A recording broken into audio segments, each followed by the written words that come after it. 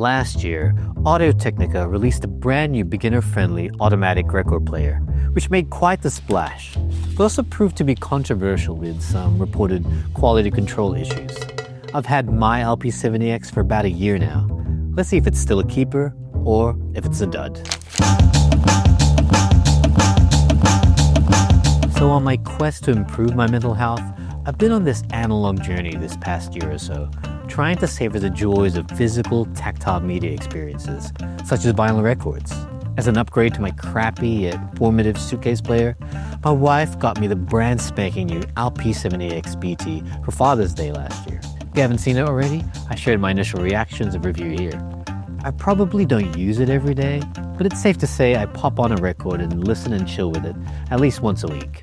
FYI, I listen to both brand new pressed modern records as well as secondhand thrift store finds, meaning the quality of vinyls I play on the LP70X are varied. After using it for about a year now, I can confidently share with you what I still love about it, what I don't like, and of course, let's talk about that skipping issue that many appear to have reported. The audio listening quality on the LP70X is still top-notch, especially for an entry-level turntable. The AT-VM95 series cartridge and the VM95C conical stylus is a welcome upgrade to the LP60's basic ATN3600L cartridge, and night and day stomps over my old suitcase record player's generic needle. There's even an option to further improve the sound quality by upgrading the stylus with any of the VM95 range styli, a feature typically found in more expensive record players. I hope to be upgrading to an elliptical stylus very soon.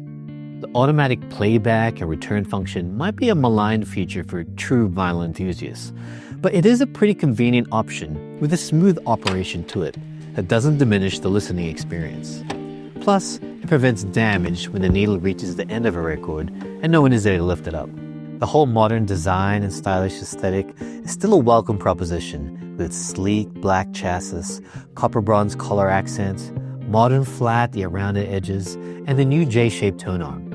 The return to a rectangular-shaped player, departing from the LP60's square shape, aligns it with the more traditional and premium turntables. Overall, it's definitely a pretty-looking record player that I love showing off in our new apartment space.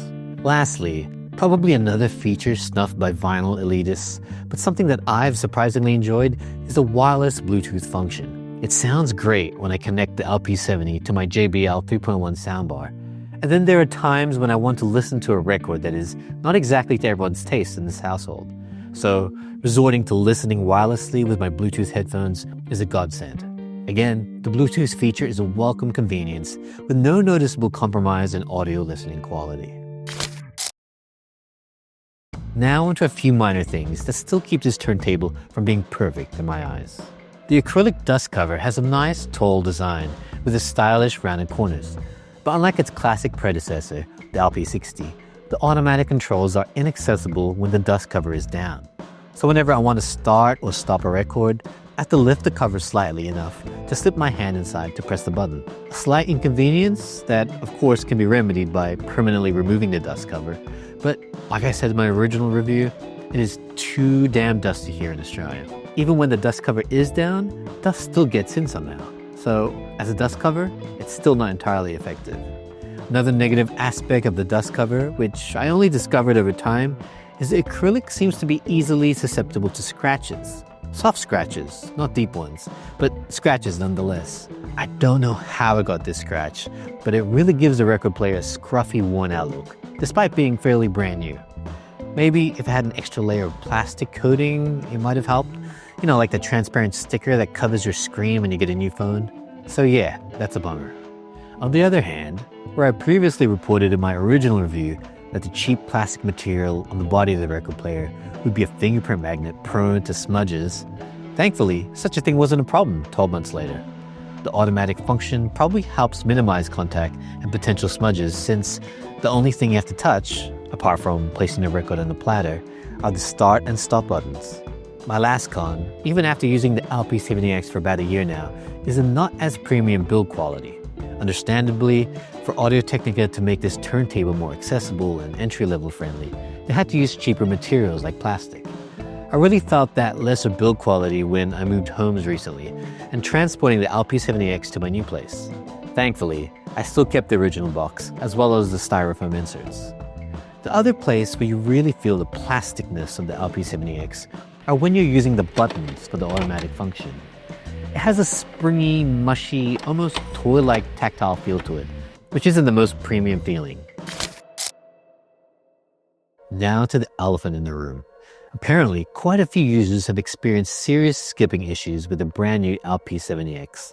Shortly after the release of the LP70X, online reports such as those found on Reddit, vinyl forums, or the comment sections on YouTube channels slowly surfaced about random skipping on their records, even on brand new records with no scratches or wear on them at all. Some users with this problem offered their own DIY solutions, such as using makeshift counterweights to stick onto the back end of the tone arm, which in the end might have worked to the detriment of their record player since the VM95 series cartridge is permanently fixed to the tone arm and is perfectly calibrated to track at 2 grams. Being made aware of this issue, Audio-Technica were fairly prompt to respond to the problem by issuing a statement on their website and setting up a dedicated landing page and online forum to facilitate returns in exchange for brand new LP70 units, not repaired or refurbished ones. According to Audio-Technica themselves, only a small number of turntables were affected with this skipping problem, due to something about an issue with a specific production run where the lubricant inside the tone arm's gimbal system was improperly applied during the manufacturing process. Again, they stressed it only affected a small number of turntables, but of course, with the nature of online reviews, it was the negative criticisms that were the loudest, making the issue seem even more widespread than it probably really was. Thankfully, I was spared from this and didn't experience any skipping issue with my LP70X, except for on records that do have blatant scratches on them. It's just unfortunate that a number of people had to endure this inconvenience, what probably was a momentary lapse of quality control. Normally, such a slip like this could ruin the reputation of a company, but I believe Audio-Technica handled it as best as they could with both transparency and swiftness, and was able to maintain some of that goodwill, and perhaps even increase it, especially for those customers who had a smooth replacement process. As much as I'd love to play my favorite records to showcase the LP70X for you, fortunately the YouTube police won't allow me. Thankfully, I've been using audio now for my royalty-free music, and it's been a godsend, not having to dread about copyright strikes affecting my videos.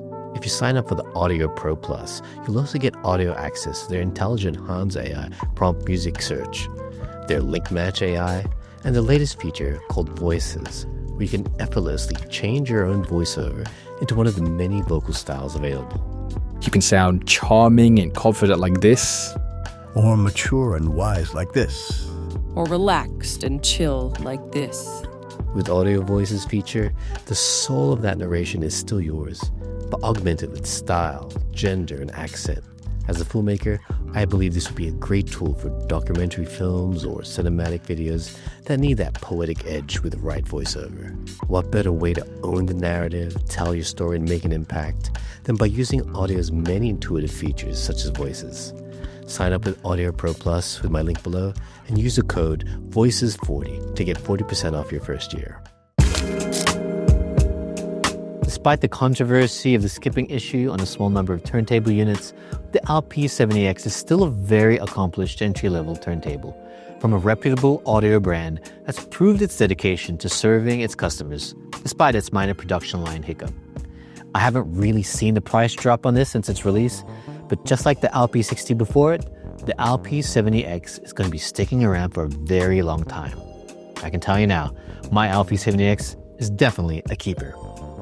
If you're interested in this turntable or similar turntables, check out the product links below in the description. Also, just giving you a heads up, I'm planning on making another video on how I'm upgrading my LP70X, from changing the stylus to buying accessories that will improve my vinyl listening experience. If you're interested in that kind of video, let me know in the comment section. And hey, if you found value in this video, please do help support the algorithm by hitting the like button or subscribe to my channel to see more awesome content like this. Until next time, reframe your mind.